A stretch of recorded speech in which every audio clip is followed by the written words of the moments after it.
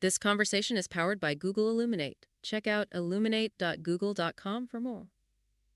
So today we're diving into something really fascinating, the idea of a war in heaven before Adam and what that means for how we understand time and creation.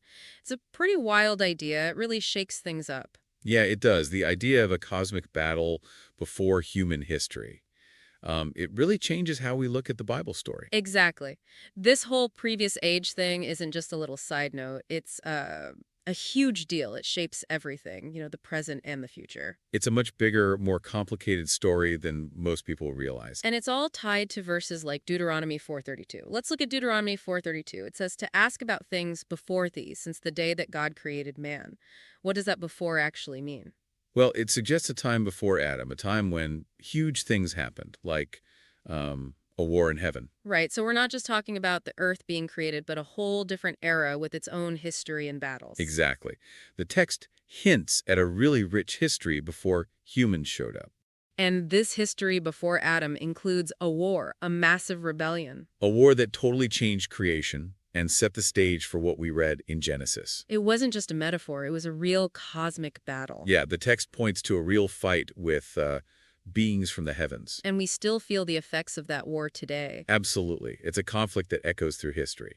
The article talks about Lucifer being a king in these earlier ages. How does that fit in? It suggests Lucifer ruled before his rebellion, a time of peace, maybe even perfection, before the war. Billions of years, according to the article. Yeah, a huge amount of time that really challenges what most people believe. This long period of peace makes the rebellion even more shocking, doesn't it? The fall from grace after all that time.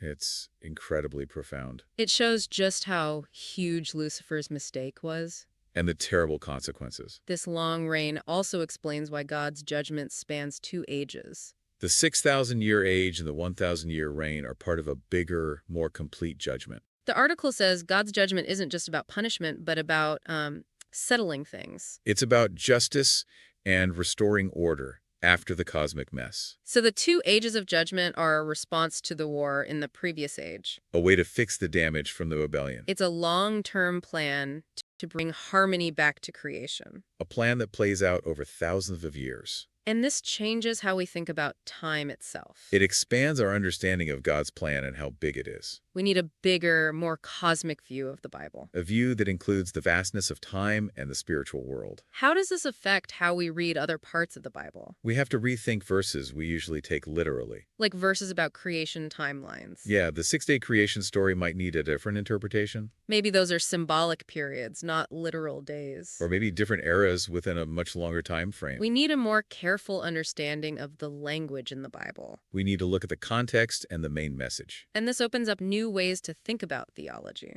It lets us understand God's plan better. It encourages deeper study and reflection. A journey of discovery into the universe and God's plan. This shows how events in different ages are all connected. The war in the previous age isn't separate. It's part of the present and future. It reminds us we're part of a much bigger cosmic story.